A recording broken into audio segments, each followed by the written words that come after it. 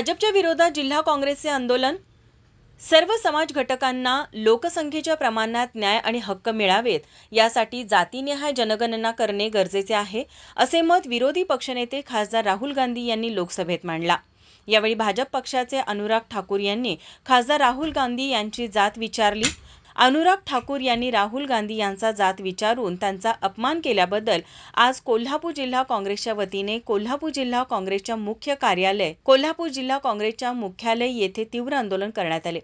जिल्हा काँग्रेसचे अध्यक्ष आणि विधान परिषद गटनेते आमदार सतेज पाटील यांच्या मार्गदर्शनाखाली आणि कोल्हापूर शहर काँग्रेसचे अध्यक्ष सचिन चव्हाण यांच्या प्रमुख उपस्थितीत आंदोलन करण्यात आले. यावेळी मनुवादी भाजप सरकारचा धिक्कार असो अशा घोषणा दिल्या. तसेच अनुराग ठाकूर आणि नरेंद्र मोदी यांच्या विरोधात जोरदार घोषणाबाजी करण्यात आली.